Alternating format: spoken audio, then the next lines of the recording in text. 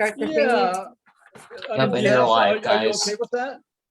All right, welcome to We the World, in the Convergence Room with World Unity Week. My name is Jana Larson. I'm the Economic Justice Coordinator for We the World and Volunteer Coordinator. And I'm here with Jack Strasberg, who is heading up our New Economy Project. Jack is in Arizona, I'm in Ohio, and here we go.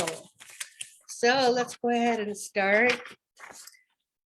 The purpose of this webinar is to present and promote a recently initiated project of the Economic Justice Campaign of We the World. It's a project designed to support and expand the worldwide movement to create an international economy that works for all, or at least to provide options and alternatives, with the hope to end up with a world that works for all.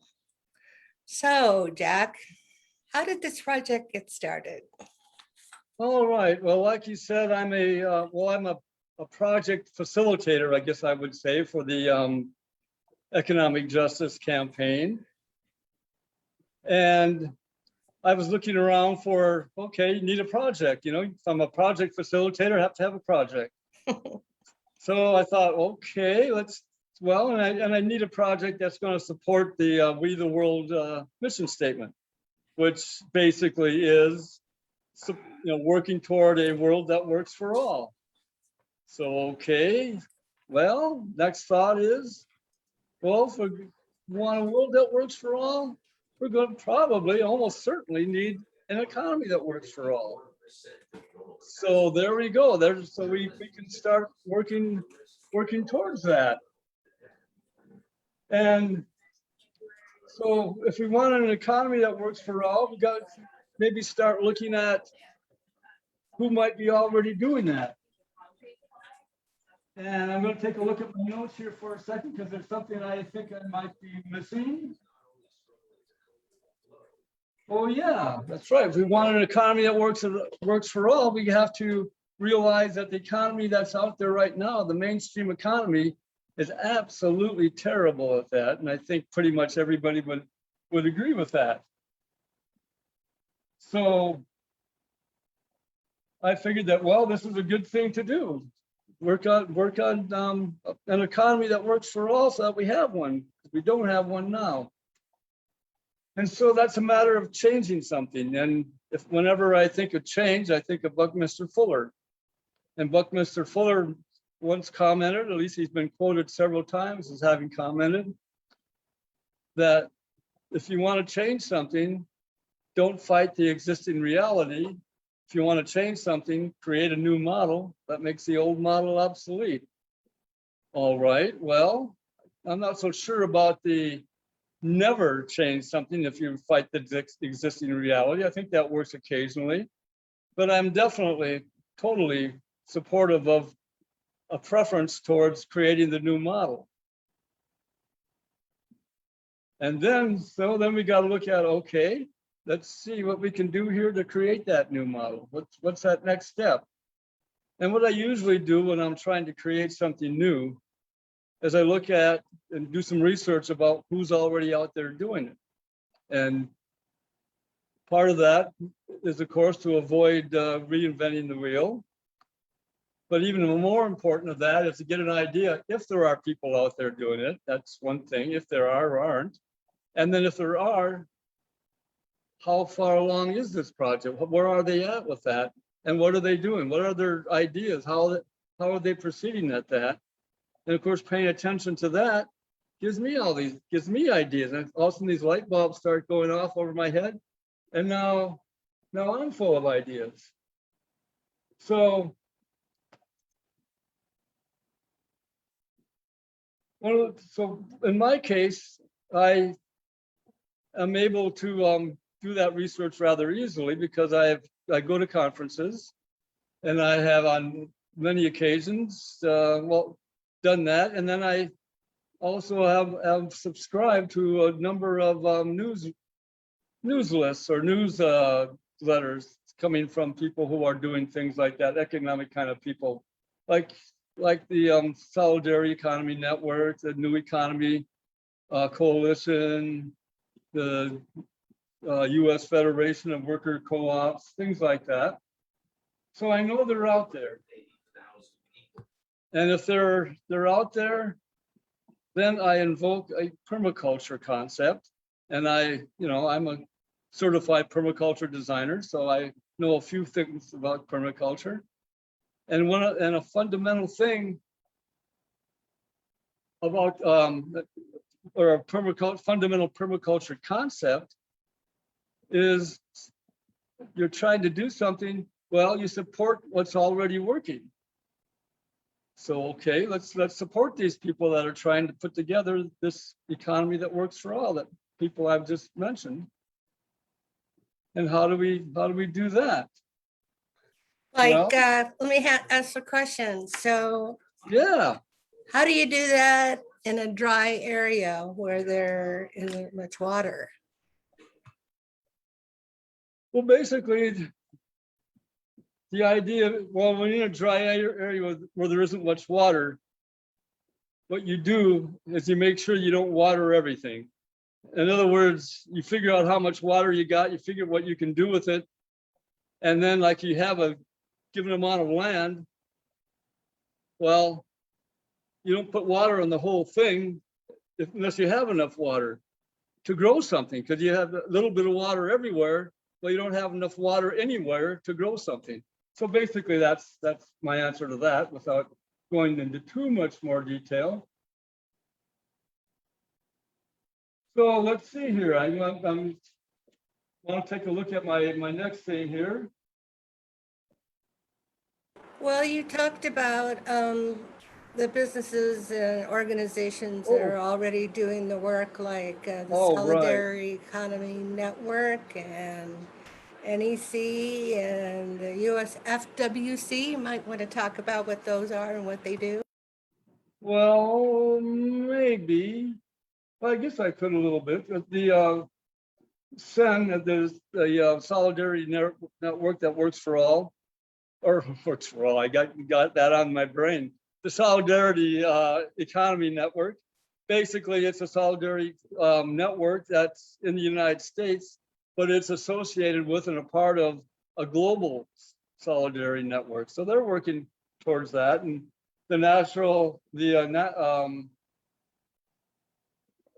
the coalition to provide the New Economy Coalition, I guess I'm trying to say, as they're a group of 200 organizations or more than that, and so they're all working for that economy. So I guess what I'm kind of looking for here is that we want to support them. That's our permaculture concept that I brought up, and in order to support them, we got to figure out how we want to do that. And these are businesses that are working on the ground to create an economy that works for all. So how do you support businesses? Well, I think you patronize them. So you buy their products. And well, what people might say, you vote with your dollars. So the next thing we look at, okay, we're gonna do that. We're gonna patronize them. We're gonna vote with our dollars and work on that. But then, how do we take this to scale? Well, I got an answer for that too. I think another what I call another permaculture concept. Now I admit I haven't read this in a permaculture book, but I think it fits. And that is that we look at what I call our natural constituency. Basically, the people who think like we do, have the similar goals, doing similar things and similar values and all that. And in this case, our natural constituency could be defined as those who are also working for a world that works for all. So let's see here. So that's okay. So that's how do we find these people? Well, how do we identify these people? Well, I think here we are. Where are we right now? We're at a webinar. Why are we at this webinar? Because there's an event out there called World Unity Week. And World Unity Week is full of a lot of people. There's 200 people that got together to make this happen. They're expecting tens of thousands, if not hundreds of thousands of people to attend this. So we got a really good start on our natural constituency. So then you look at, okay, so the natural constituency, we have them, so they want a world that works for all, and they hopefully understand that that requires a economy that works for all. So you would think that it would make sense for them to patronize people who are on the ground with businesses working on the economy that works for all.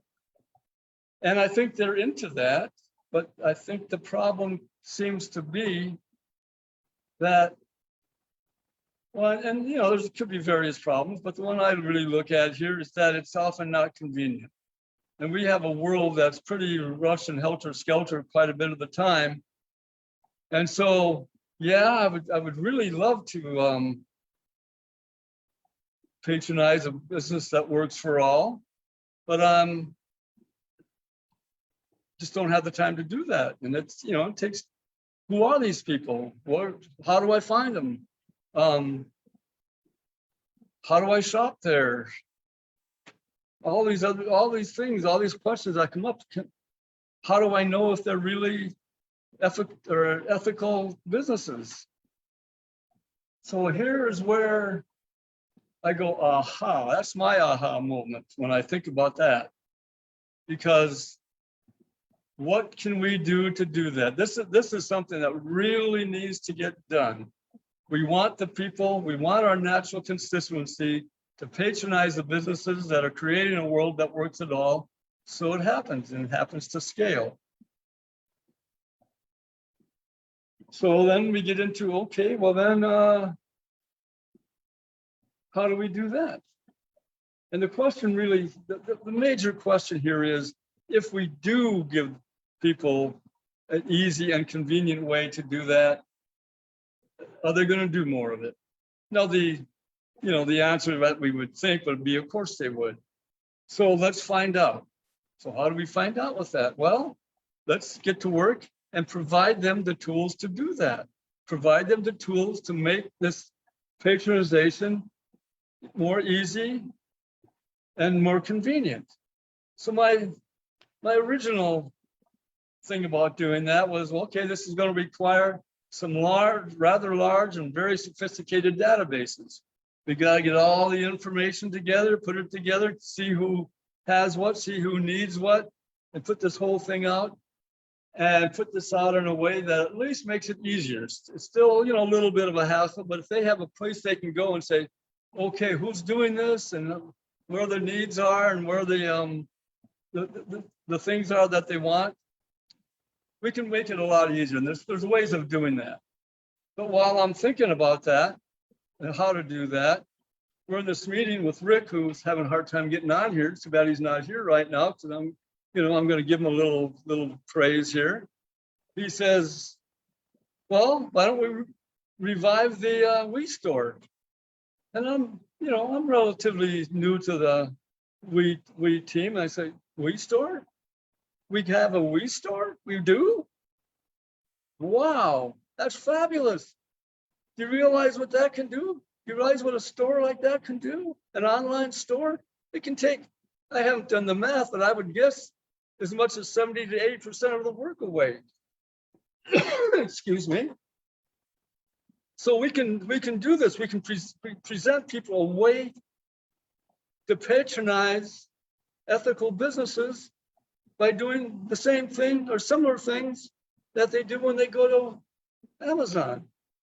Now, we don't want to take on the values of Amazon and do a lot of what they do, but what Amazon does is they make billions of dollars hooking buyers to sellers. So I guess, so what I'm saying here is, well, I often refer to the Wii store as the loving, caring, alternative to Amazon. And that's what we could be. And that's what I hope we are. But at the current time, I'm going to tell the folks that are listening to this or watching it that the We Store is not quite together yet. We have started work on it. We've done a lot of work on it, and it's going to happen in the not too distant future. It's not there yet. So what I want to do here right now is provide contact information. I'm going to take a little break and do that, and give you a minute to grab a pen and pencil. And I'm going to be quiet for a little while. And what I was going to do is try to present a screen that had all this information, but that's the person who's going to do that is having technical difficulties. But I do have some of this information, and I will again give you a minute or two and to find that pen or pencil. And Jana, how are you doing here? Are you doing okay? Yeah. Uh-oh, I think you're muted. Jana? Yes, I am muted. As we were preparing for this, of course, and as I've been working with you in the Economic Justice Program, I know that there's been a lot of back and forth and talk with a lot of people. And of course, we've both been around the sun a few times ourselves, and so we remember the 70s and all All those the good old times. days. Yeah. And they really were. Right, they really were great music. But you know, back in the 70s, of course, we didn't have access to the internet and a way to get the word out. But I remember that's when, and of course, growing up in Boulder is where I really began to learn about sustainable living even before it was really a term. All and right. and organic and whole foods and food co-ops and, you know, just the general funkiness of the 70s. But, you know, back then I remember there was the idea, the concept of looking for ethical businesses, and then it just seemed to die out for a while, and now it seems to be back. So, I mean, that's a good sign, but still, we haven't gotten that far in my mind. But you're an economist, you've been going to the conferences and following everything. What do you think? Well, I mean, I think you're right. But it is coming back. I mean, there are more and more people doing this. I really see some progress here. Over the last 30 years, I've looked at things and I've seen the consciousness grow. So I think the opportunity to do this is actually better now than it ever was. So let's get this information out so they can stay in touch. Because what I would like the people who are on this call or this webinar to do is to get in touch with us. And if you do that, then we can get in touch with you if you give us your information, and we can let you know when the store is going to open and when we're going to do our grand opening, and so we can communicate back and forth, and you can get an idea of what's going on, and we can get an idea of who's out there and what we can do. So first of all, the We the World website is a real easy one. It's we.net, we.net. Now, the email that you would use if you're trying to get in touch with people associated with the store and get store information is subtract that, we store, WESTORE at we.net. So that's another pretty easy email. And then we have a newsletter, and that would be good for you to apply to and give us your information. Of course, you don't have to. You can give us our information and say you don't want the newsletter, you don't want that extra thing in your box, but we could still get in touch with you and let you know what's happening with this. So the website to get at our newsletter is that's we twice, we.net. So WE period, WE period, net /contact. Okay, so hopefully we got all that. I wish that we could be talking to each other live here, and that would be nice, but that's not the case right now. So hopefully you will get that information. Hopefully you had time to get your pen and pencil and have that. And I might even give that out again at the end of this. So a few more things to say here. One of them, a very important one, is how do we get the, how do we expand this network? How do we expand this activity of patronizing businesses that are ethical and working for a better economy and a better world? Well, there are various ways of doing that, but I do have a favorite, one that I like the best. And that's another reason to get a hold of our, contact information, is really would like our natural constituency to let us know what kind of products and services they would buy. Now, I'm not wanting, in this case, I don't think we really want people to just give suggestions of what they think might be a good idea for products and services, because we really want people to give us the products and services that they could commit to actually buying. And the reason I say that is that in order to get this system to grow, to make it larger, to expand it, we need a lot more businesses. I think we all realize that though there are a lot of ethical businesses out there and just plain numbers, but nowhere near the number that are needed if we're really going to have some kind of impact on what's going on this planet. So the way that I look at, the way I like to make this happen, is that our natural consistency, like I say, tell us the kind of products and services they want.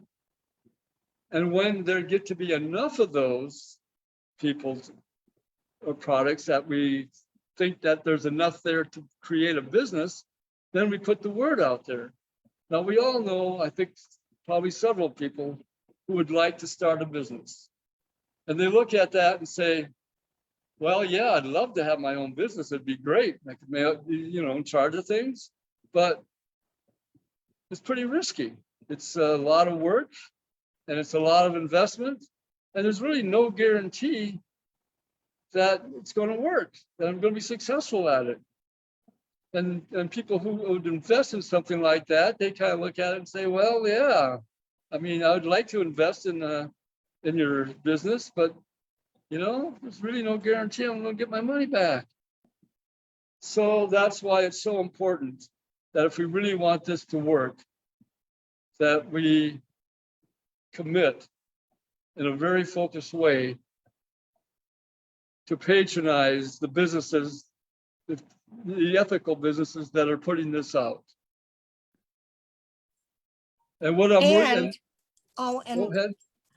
Making it affordable, because that is a lot of the reasons why a lot of people can't afford to go to fancy grocery stores that have organic food there. And you could say, well, your health, it's good to pay more, it makes sense you pay more. On the other hand, it leaves out that population that can't afford it and deserve it. So that's another whole thing, isn't there, to that? Yeah, it really is. And let's go finish this thought and try to get back to that. So anyways, what we're looking at is we really need that a focus and a commitment towards patronizing these places in order to make this happen. And the reason we need that is if we want to increase the number of businesses doing that, then we need to take the risk out of starting a new business. Like all these people that won't do it because it's too risky. Now, if we have this large group of people saying, well, I need this product and this product and that product and that service, and if you put it out in an ethical way, I'm going to buy it. I'm going to do it. So just let me know when you're opening up your business and I'm there. So basically what I'm getting at is that if you create a situation where a person's starting a business, and we all know that, people starting small businesses fail more often than they succeed. But we're gonna change that. There are people out there willing to buy, people out there willing to put the business together. So let's get you together, and then the person creating this new business, they're gonna have a customer base from day one. They open the door, people are waiting for them to shop there. And that's the kind of situation we really have to have if we want people to really get into creating a lot of more ethical businesses. Like a co-op? Well, that's one reason why I mentioned the US Federation of Worker-Owned Co-ops. To me, the ultimate way to do business is with a worker-owned co-op. That's where I'd be heading. Cooperation, that's where it's at. You don't want to have bosses. You don't want people telling you what you do. You want to be able to sit down there and say, okay, guys, this wasn't working so well. I don't feel too good about that. So let's talk about maybe how we can change it. And, you can imagine things go on and on about that. But basically, that's what we do need is worker-owned co-ops are totally cool. I'd like to have a whole world full of that. So anyway, yeah, answer to your question. Now, answering your question about poor people. Yes. Now, there are ways. Now, the thing is that these large organizations, that's a problem to these large manufacturing and selling organizations. And a lot of them, don't want to pay their workers that much, and they don't. So they actually can, in many, if not most cases, produce a product and sell it for less than an ethical business can. So that is a difficulty. But on the other hand, we do have some answers here. One, if we have enough people supporting people creating ethical businesses, well, poor people will have an opportunity to create their own businesses. So that would be a giant improvement. So that we would, it'd take a while to have a big effect, but that would open the door to a lot of poor people to start their own business because they know that there would be customers there. So they could start their own community, or they have the community and they organize as a community. Exactly. And that's totally, I'm really into intentional communities. And that's something else that we want to look at. And one thing that some of the poor people might want to look at is there is this Federation of Egalitarian Communities, FEC. And if you have a hard time finding it, you can go to the intentional community, and their website is ic.org. That's the Federation of, intentional communities. But it's out there. Just look at it, and you'll find it. And anyways, what I'm getting at is that with the Federation for Egalitarian Communities, what they do is they have businesses there, and it's totally egalitarian because they have businesses, they sell goods, they have income coming in, and that income is divided totally equally among everybody. Everybody gets the same amount. And because it's a community, a lot of the things that you need are already provided. Your housing, you have gardens, and so a lot of things going on. So you don't need a big income. I have some friends that work at a community like that, and they look at that and say, I only made actually $6,000 last year, but I feel I'm middle class because he's in a community. He has people around. He has lodging and food. So anyway, I didn't want to go on too long. There's a couple of the things I want to do here. And I'm going to check the time and see how much time we have. I guess we're supposed to get off here about 5 minutes early, I think. Oh, we got plenty of time. So, okay, so that's the idea of how we grow this idea of creating a world or a economy that works for all. And so another thing that I want to get into here then is what we are going to do down the road, and this is another way to expand the new economy, is put together a brand name or trademark, whatever you want to call it, and this would be an international brand name or trademark, so that people can find us. In other words, somebody anywhere in the world, and it'll take a while to get this together, and it'll take a while for us to build up our credibility and make people believe and understand that we are going to do what we say we're going to do. But anyway, the idea is to have this trademark out there so that somebody comes along and says, well, I want to buy something ethically, and oh wow, here's the trademark. I can go in there and rely on getting that. I'm going to be treated like family. I mean, that's the way I like to put it. The people, if you want to bear our trademark and our brand name, and that's what you got to do. You got to treat people with transparency, and you got to treat them like family. You got to help them out. You got to genuinely want to do what they need, just like you would a family member if they'd walk into your store. You don't try to sell them something they don't need. You don't lead them astray or be less than transparent with them. So that's what we have to do. And of course, something like that is going to require a lot of work. First of all, we're not going to let somebody fly the trademark unless they have references, unless we know they are people who are going to behave in an ethical manner and do things. So you can walk into that place that has a trademark with confidence that that's going to happen. And it's going to take a while before we build up our reputation. But once we build up our reputation, can you imagine people knowing where to go to get treated right? I mean, how many times have you needed a plumber or an electrician or a mechanic or a lawyer? We thought, oh my God, am I going to get ripped off? How do I find somebody who's going to do a good job and not charge too much and charge me a reasonable rate? Oh man, well, I got to do it. So I'm going to take my chances. Well, go to a place that wears our trademark, or go to our store.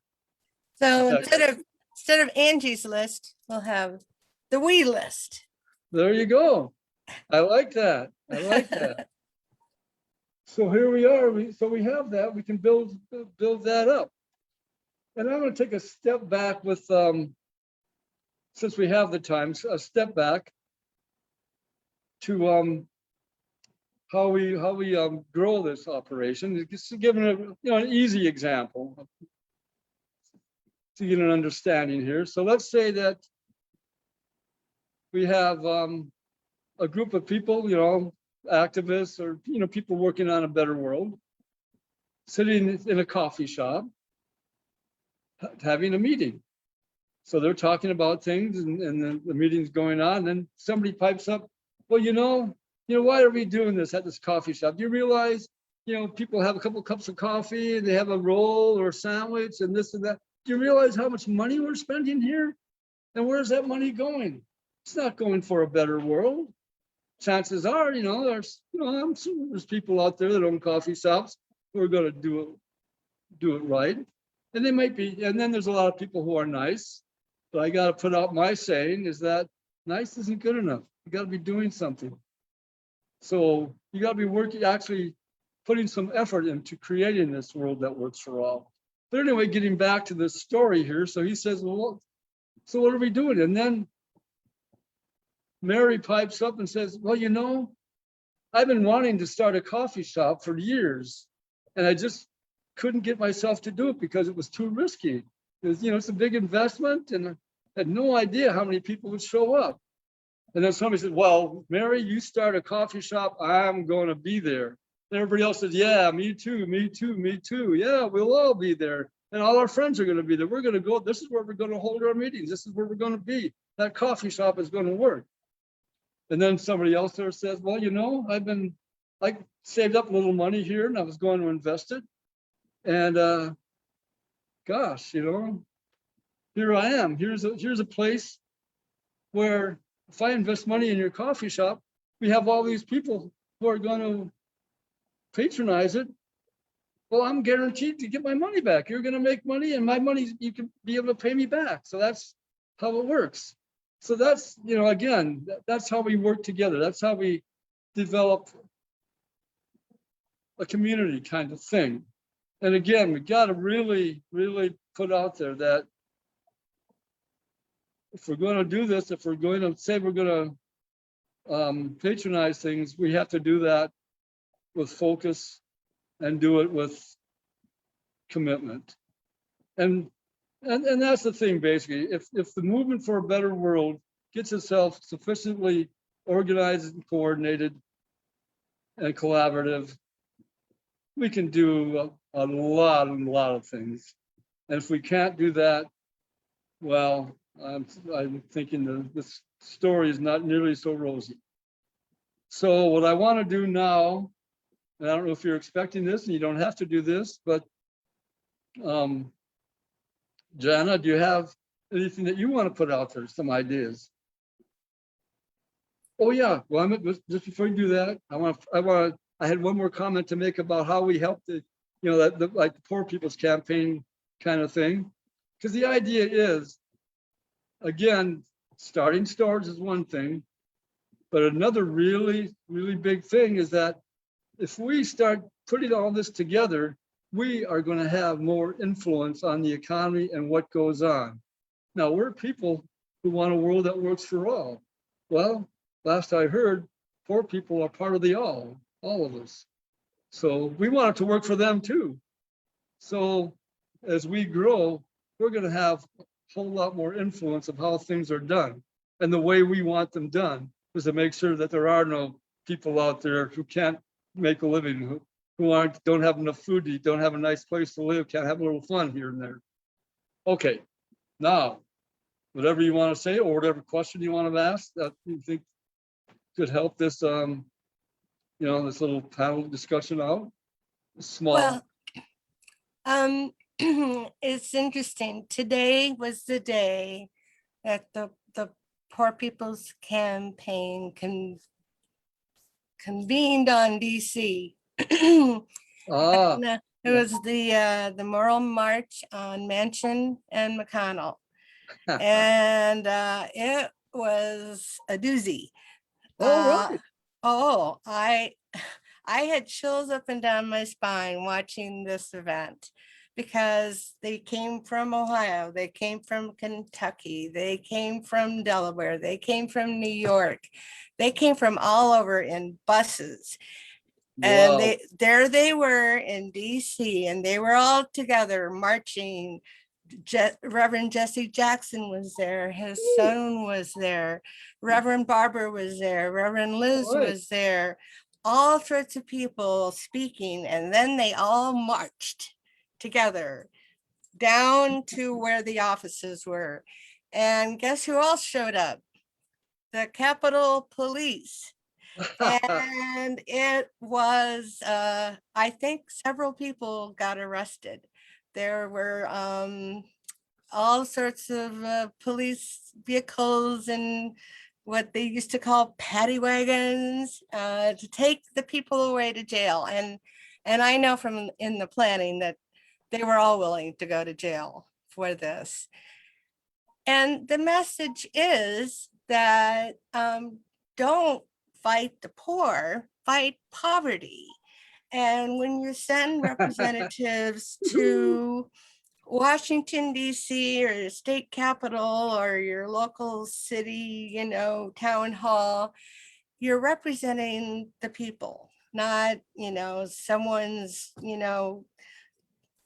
back pocket for money and power and all that. And all of those people, all the polls, all are showing that Manchin is not representing the people of West Virginia.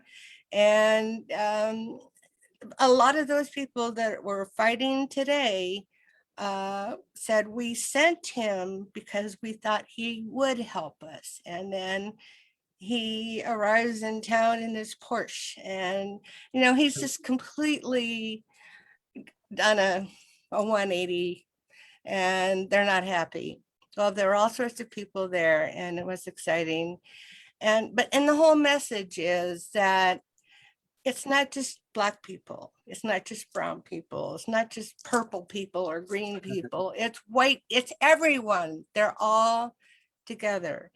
And poverty doesn't just affect Black people or brown people and such. It affects families, it affects women, it affects children. And it hasn't, with this pandemic, people that were relatively comfortable in their financial settings, maybe they were, a little pushed to the limit for their pools or their cars or their vacations to Jamaica or wherever, but they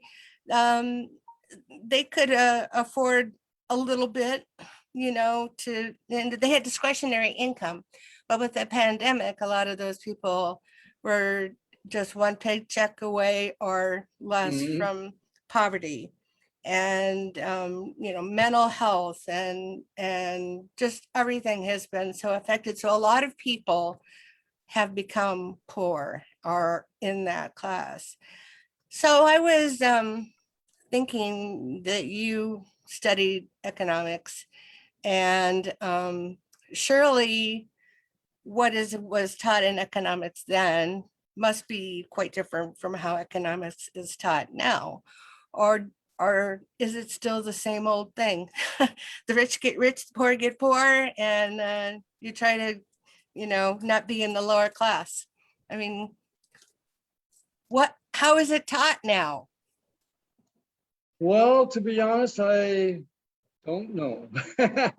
I haven't been around the teaching area, the school area of that. So, but I mean, to the best of my knowledge, it's probably not being taught a whole lot differently.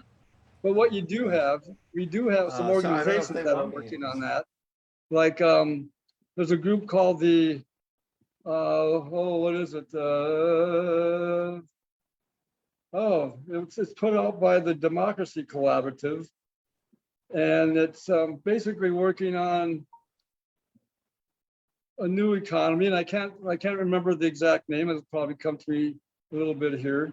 But they are definitely done the research, and they realize that the economy is right now, that's out there right now, is just so absolutely broken. It's just amazing. But what I want to do, I have a couple things here. Again, I want to put out the and let's see, because we have to get out of here by about 2:50, about 5:55. Rick just joined us finally after his technical issues, and welcome, Rick. We've had we've had quite the conversation without you. Yes, and thank you for that. I had some major um, Zoom issues getting in, but thank you. And I think it's so important, Jack, this idea of creating an economy that works for all, and the means of using this kind of collaborative mechanism of the We Store. You've been talking about that, right? Yes, he Well, has. definitely. In fact, I want you to know that I gave you credit for being the person to bring up the idea of reviving the We Store. So you got credit for it. Right. Well, there are many paths to building a world that works for all, and one of them is building an economy that works for all, and we certainly need it at this point. I don't know if you talked about the upcoming eviction cliff that people are talking about in the United No, States. we didn't even talk about that at all. Yeah, 11 million people are facing the right, possibility that they will be evicted, right. and I think in many of the states, it's at the end of this month they're lifting the moratorium on evictions at the end of June. And the extra help too, financial help, because people aren't going back to jobs because the attitude is that, oh, well, they're just sitting around on their couches and eating bonbons and watching TV and not even taking into account that the part of the workforce that's been so affected and can't go back to work are women, because they were part of the workforce working outside of the home, in the home, and taking care of their children. And the child care centers are back, the schools aren't all the way back. So there again, it affects the women. So, but what do I know? You know a Well, lot. you know, you know a lot, and you know what it means to be a woman who's raising kids and all the whole thing. Right? I do. But I'm just one person.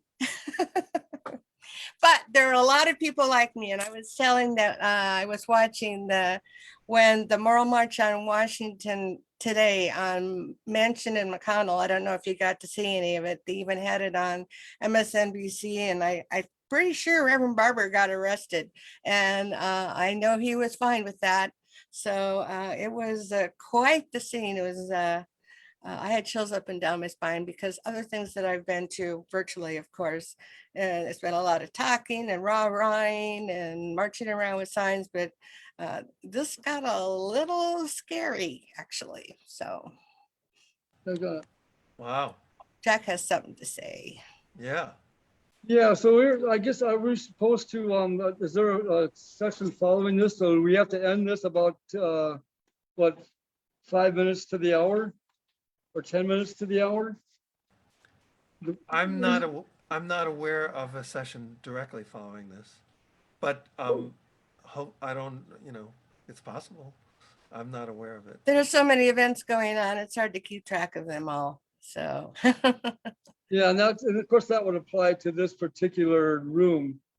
Because I just had a couple of quick things here. One is I wanted to reintroduce or to give people contact information. And the one of them, the contact information, I gave it once before. The thing I didn't say is my own email. And I really want people to be able to get in touch with me if they have questions on this, because I mean, there's a lot more to it, and we're going to sometime in the near future have a much more detailed description of this project in our website. So I'm going to give the contact information that I gave before over, but I'm going to start with mine this time. And that contact information, or my email, is Jack Strasberg, and of course JACK, and it's STRA, S as in Sam, B as in boy, URG. as in girl, What? as in girl. As in girl. Okay, yeah. URG is in girl. And that is at we.net. WE.ENT or NET. Oh my God. WE.NET. There you Okay. go. There you go. And so the other couple of things I'd like to get out here is if you want to get in touch with the people who are working on the store, that email is WE store at, again, we.net. And then our newsletter website is we.net/contact.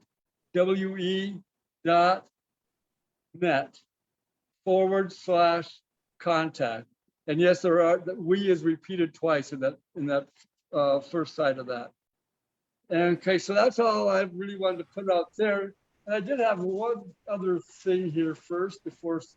And before you say that, Callum informed us that there is nothing directly after us till for 2 or 3 hours after us. Well, we can continue. We can do this. Yep. So can and anything. So you don't have to worry about getting out in 3 minutes or whatever it is. Oh, cool. Well, good. So I do have at least one more thing to talk about. Like a lot of people wonder, And I used to wonder whether we have the skills, tools, and resources to make something like this happen, to make a new economy happen. And I think as far as the skills and probably the tools are concerned, but particularly the skills, all you got to do is check out and I mean worldwide permaculture movement. These people have all the skills we need to create a world that works for all. All the food we want to have, all the housing we want to have. I mean, on and on. I think anybody that knows anything about permaculture knows that these people can pretty much do it all, because permaculture is a all type of things. Now, as far as the resources are concerned, I think what we have to take a look at is, yes, the resources are available. But it's not like we have billionaires out there ready to pour money into it. We might have a few, I'm sure there are a few millionaires among the people who are working for a world that works for all. I mean, a lot of us are, doing pretty well to do. We're not the rich people, that's for sure. And a lot of us, of course, aren't doing that well. So that's another thing. So we don't have a lot of extra money. So what we, I think, need to do is we can still have fun because we're such fun people to be around. We But are. Yeah. But we have to pool our money together. We got to work together on this, which means trust is a very important thing. So we have to learn how to trust each other. We need to figure out how we're going to set up situations where we can trust it. And that's what we're trying to do with this organization. And I think pretty much all the people that work on World Unity Week, I think overwhelming majority, if not all of them, can be trusted. I think I haven't met anybody at We the World yet that I don't feel I can trust. So I feel pretty comfortable there. So anyway, we need to really think about the resources and how we pool them. And another part of that is,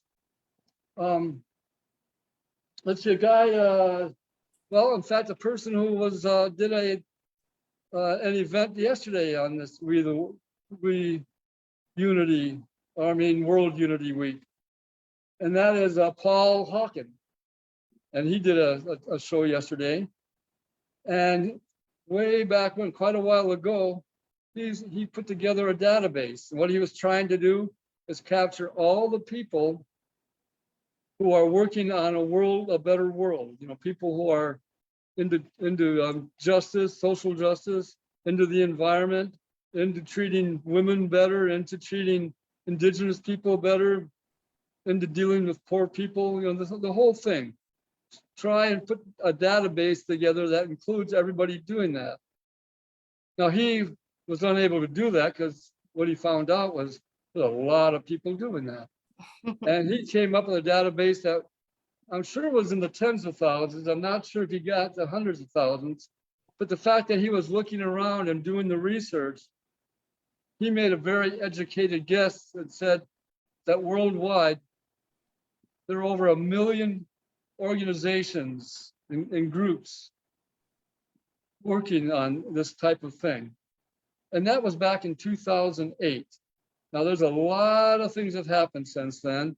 And in fact, I heard somebody a while back say that he heard Paul talking, and he might have, I didn't get a chance to visit his event. He might have said it there again, but what he said is that there's probably over 2 million now.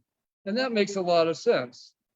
The point I'm trying to get at is there are enough of us that if we pool our resources, we have enough resources to get this project on its way in a really robust way. So that's what I just really wanted to put those two things out. We have the skills, we have the resources, we can do this, but it does take a lot of focus and commitment. It is going to take a lot of trust. So people have a hard time with trust. We really got to work on that because trust is one of the more important things to making this whole thing happen. At least that's what I believe, and I think a lot of other people do too. That's one of the most important resources. Right. And I think it's a renewable resource. Yes. All right, oh, gosh. Um, and I was going to say, there are over 1 million nonprofits in the United States alone. Um, I forget the exact number. It's like 1.4 or something, 1.5. And so if you add in the other nonprofits around the world or not-for-profit organizations around the world, then I bet you it is getting close to 2 million. And when you think about, I mean, I think a lot of people, when they think about economy, they think about money. And as a woman who raised children and was at home for all those years raising children, I was spending a lot of time doing the work of raising good citizens. So it was it wasn't a money economy in my sense, as far as, what I was doing and producing. And yet it doesn't get recognized. When I went through my divorce, I was lucky that I worked 11 years in the system outside of my home so that I could qualify for some sort of, income, for myself to be able to get for disability. But a lot of women wouldn't have had that choice or that resource. And just the resource of skill resources. What can you build? What can you make? What can you raise? What can you produce that isn't necessarily paid for in the sense of money? So, Yeah, Yeah. I totally agree about that. And one of our partners over the years has gone into that in great detail. Rion Eisler, I don't know if you mhm, know who she is. mhm. She wrote that book called The Chalice and the Blade, and Oh, she yeah. she has the Center for Partnership Studies, and she's like an economist and social researcher and all of that. And that's one of her big things is that idea of the importance of tabulating the value of people's efforts, even if they're not, added to the GNP or GDP. Well, just Uh, like volunteers, when you exactly. think about the amount of time volunteers put in, whether they work That's right. 1 hour a week or all their lives, And caregivers in general. and caregivers in Hmm. general. Yes. And you know who started a big thing with that too? Hazel Henderson. Yes. Because Hazel Henderson teamed up with the Calvert Fund for Social Investment, and together they created the Calvert Henderson Social Audit, I think it's called, or social indicators. Uh, the things that show that you have a society that is doing well. It can't be just measuring the usual aspects of economic transactions. And I remember back then, that was, I don't know, at least 10 or 20 years ago.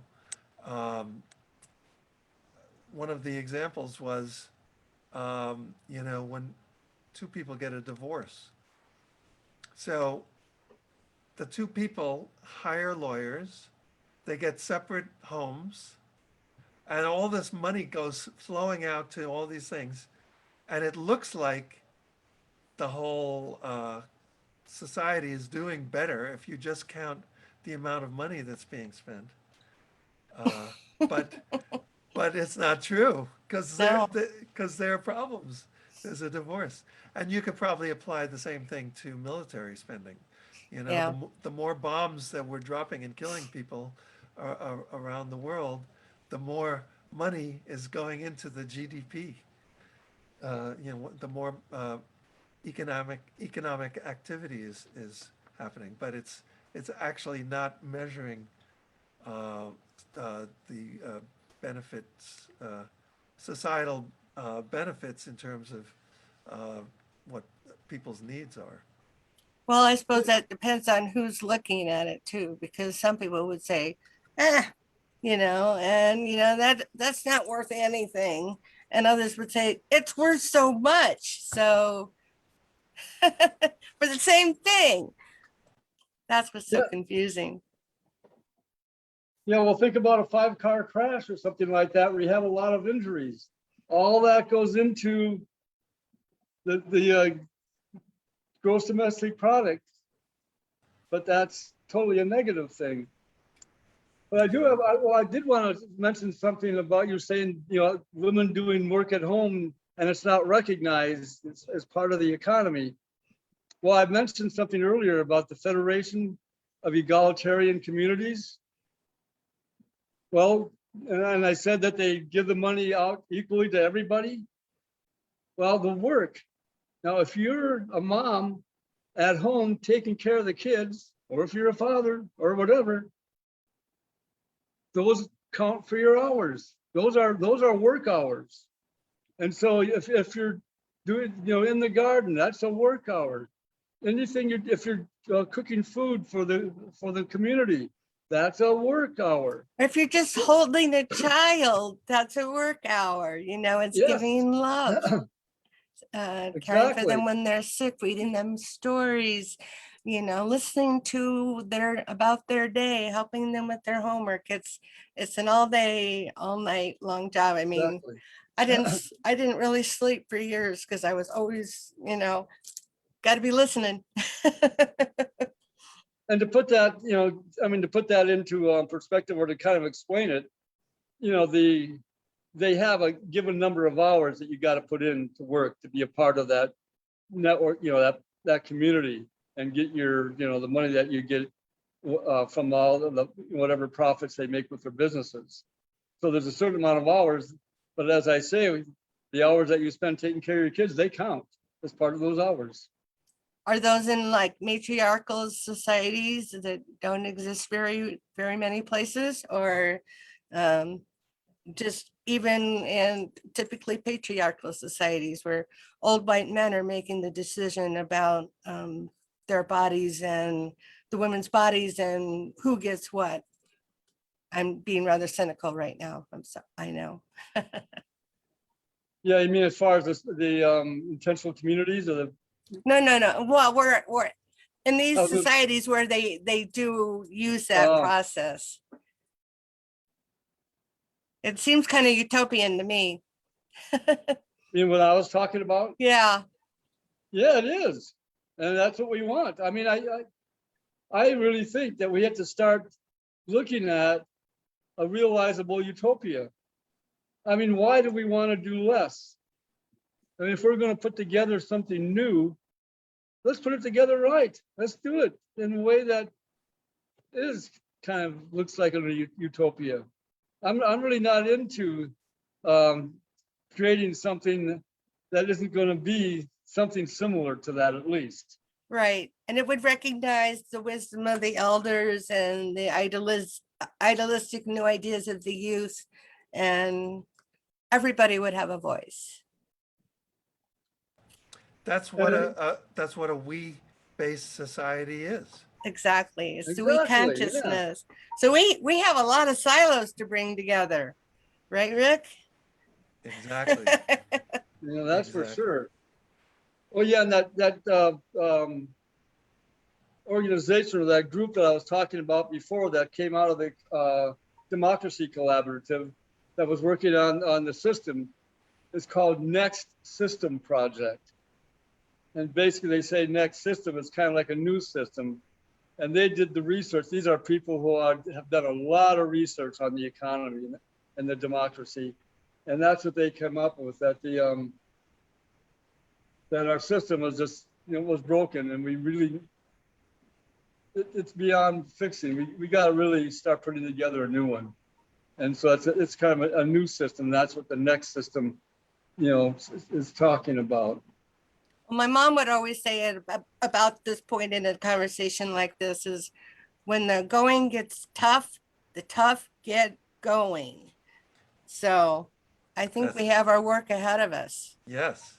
And speaking of that, you mentioned what was going on with the Poor People's Campaign and Reverend Mm, Barber. Did you get mhm, into that earlier at all? mhm. Because I'd be curious to know what more about what happened today.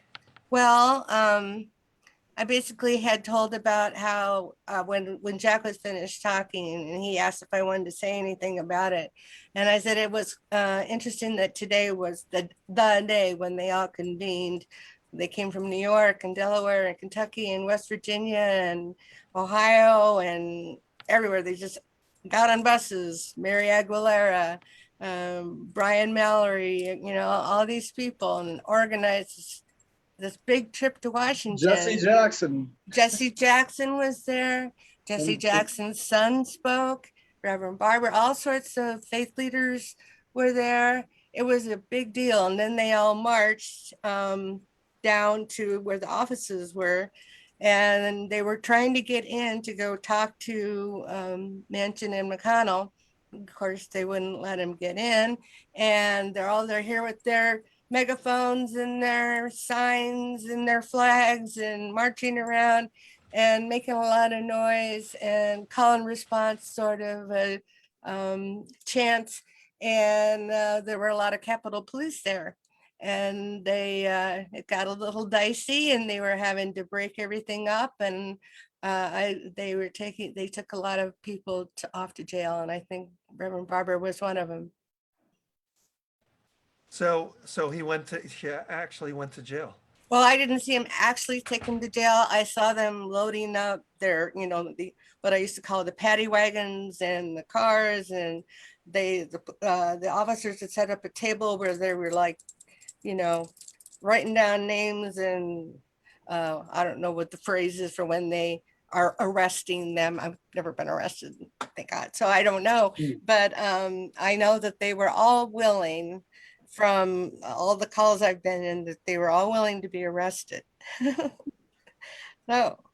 Well, it's important, people use the idea of being arrested as a way to generate more media coverage. Yeah, they got a Because, lot of media coverage. right. There was a lot, MSNBC was there. And I know when I was helping with one of their events where they went to, we went to all the state offices around the state to protest. And I was on the team I was the state contact. And my job was to make sure everybody was okay. But one of the things we had to make sure is that we had like security detail there. And I mentioned, because some were talking about, I hope I get arrested. I told my wife I might get arrested. And I said, please let me know if you get arrested and you're happy with getting arrested, so that I will be able to know that, because it'll be rather alarming if someone got arrested and it didn't want to be. So little things like that, all part of the organization of such a big event. And this was the start. It's the 365-day start, and it was big and it was exciting. Yep, that sounds good. So, where do we go from here, Jack? well, I got to well, find a database person for him, for one. yeah, that would be helpful. And I did, well, since you're here and since I'm thinking of it, I want you to know that at the moment, I do not need a volunteer because Okay. because we're kind of in a lull. At some point I will, but if you find a good database person, that would still work. So we do have to set something like that up. So where do we go from here? Well, I guess we deal with the store, right? And now, whenever we'll get that done, and I don't want to put any pressure on anybody on that, because that's not a world that works for all. If we're causing anybody any stress, you just got to try to avoid that. But I think for me, it's kind of where I go from here on this is to do a lot of research, because I want to really try to see who's all doing ethical businesses. Because one thing was a kind of an eye opener for me is that that Solidarity Economy Network, a lot of the stuff they do is like what do you call it, service kind of stuff. And there's just really not a huge amount of people that seem to be working on actual physical products. But there is an organization called Ballet, well, it was called Ballet, the Business Association of Living Local Economies. And they had tens of thousands, if not over 100,000 businesses that were associated with them. And they were, their thing was basically doing things locally. And so all those were, focused on local work. And so I got to go through that and see how many of those are available. But they went through a change. Their name is now Common Future, and they changed their focus to some extent. So that's something I got to look into and see whether that was a fairly recent thing. But anyway, that was a lot of businesses out there that are doing some good stuff. And so anyway, so basically the idea is to get out there and try to identify as many people as we can who are organizations and groups that are working for a world that works for all, and also creating businesses that are ethical business type of thing. And as I mentioned, and you'll probably, I don't know if you're going to watch the video or not, but basically what I came to is that the way we put together more ethical businesses, as we get what I call our natural constituency, the people that want to shop ethically, then you have to get out there and say what they want, and then commit to, in a focused way, to do it. Because if any of this stuff that we do, if we're not doing it in a focused way, it's might not have, probably won't happen. So we gotta make sure people do that. But anyway, that's the way to expand this economy, is that we promise that we'll patronize these things, and then we do it in a focused way, in a committed way. That makes a lot of sense. I'm wondering if you ever, as you've been thinking about this for many years, have you connected? There are two coalitions that I think are really important, that in this group that you're talking about. One, I think it has a new name now, but it used to be called Co-op America. And Oh, it was yeah. a list of the green and sustainable and conscious businesses around the country. Another one is called Social Venture Network, SVN. Oh, yeah. So, and we have connected with and partnered with both of them. We the World, I mean, with the founder of Co-op America, Elisa Gravitz, was one of the. She was an early partner of We the World, and we had some good collaborations together, and I do think that they changed the name, so that's something to move towards, and maybe we can reconnect with Elisa Gravitz. Yeah, that would be good. Yeah. Well, I mean, I'm aware of Co-op America, and I have checked out their website, and I'm trying to think. I don't recall now if they put out a new name or not. Maybe so. I'm going to look back into that, because I did pursue them to at least get put them on my list of organizations that I want to get in touch with. But the other one, what was that called? The Social Venture Network, SVN. Yeah, I couldn't read my own writing there. I wrote it down. But yeah, so if we can get, so do you know people there as well, right? We attended when we did the launch of 11 Days of Global Unity. They became a partner, and they have amazing an amazing roster of organizations that are socially conscious businesses. So anyway, I'm just mentioning that it might be helpful for us to reach out to them. Oh, for sure. I mean, anybody that I want anybody who knows about organizations like that to let me know, and add them to the list of people to work with. So that's, that's a good thing. I agree. So I'm gonna, in the next couple of days or maybe sooner, I'm gonna check those out again. And if you find anything out and renew your relationship, that would obviously be a good thing, because if we can get more people actually together working on this and maybe put a group together that's working on this, that would be fantastic. It's Definitely exciting open to to that. think where we might be in a year from now. Because just in a year from last year, where we has grown to, it's really incredible. So I'm hopeful and optimistic that may not be quite utopia, but we'll be heading the right direction. Right, Jack? Right. That's Exactly. all we can do right now. So, shall I let people know about a few things before we finish up? Yes. I just want to remind people, and thank you, Jack, for giving out some of the links before. I guess the main link to where people can find out everything that's going on with We the World is we.net. That's the easiest one to remember. But I do also want to point out that we have recently relaunched our online magazine called Trends. The Oh, full yeah. name is Trends in Global Grassroots Organizing.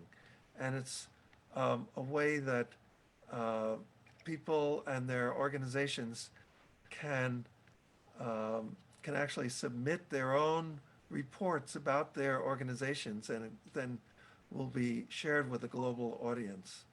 To find and download the latest issue, and also to submit what we call a trend report on your organization, you can go to trends, TRENDS, .we.net. So it's pretty simple, trends.we.net.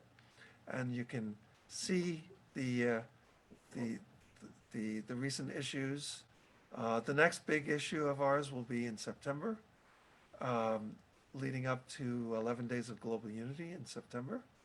And along the way, we have a way to put up the trend reports right up on that website, so that if you have a news item or an announcement for your organization that's doing important work, that's helping to create a world that works for all, or an economy that works for all, you can submit your article there at that website. And if you have events that are coming up that go along with what we're talking about, you can put events on yourself on our Global Unity calendar, or you can send them to me, Jana Larson at we.net, JANALARSEN, and I'll get them on the calendar for you. And that goes out everywhere. And the calendar itself is at globalunitycalendar.org. And when you submit an event, you can, you fill out the form and everything, and there's a short approval process, and then it'll go up. And it's a great resource to find out what's going on locally and globally, and to be part of it.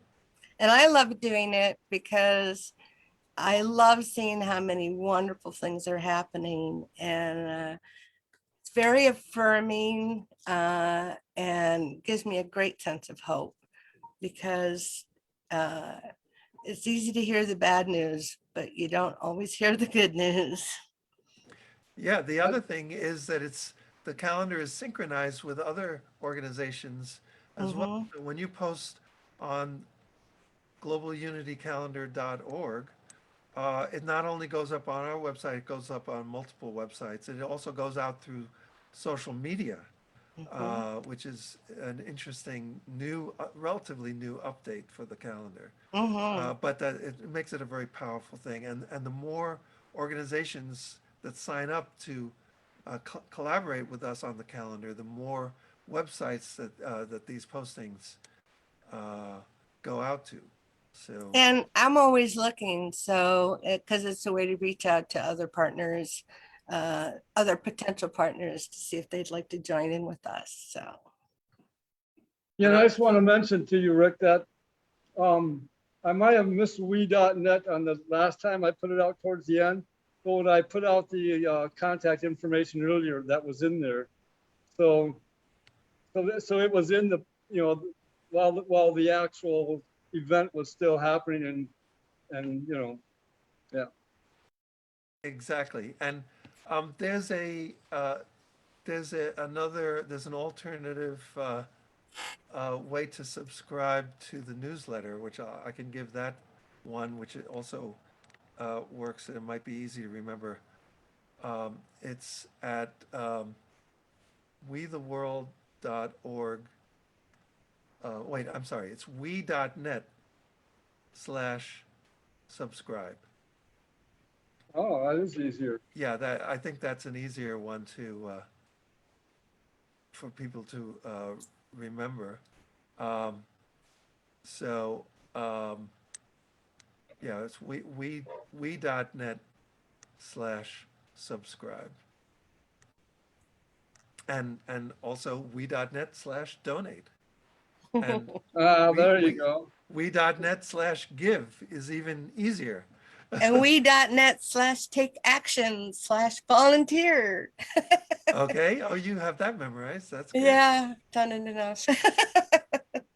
Yeah, Yep. too bad there probably aren't too many people still on this, but Who knows? who knows, right? So yeah, and people, a lot more people sometimes listen after the fact. So unless that's about it, Yeah. I thank you for doing most of the broadcast today, Jack and Jana. And sorry I had problems getting in at the beginning. Yeah, that was too bad. That was bad, but I guess it worked out okay. I think we pulled it off. Yep. Okay. All So right. it's Yeah. Well, I'm done. I'm getting to the point where I just want to relax for a minute or two before I go on to the Exactly. next thing. So remember, it's all about we. Oh yeah, it's all about. Inspire, inform, and involve. 3 I's that make a we. So we can go Oh from a God. me society to a we society. All right, Thank me. you very much. That's it.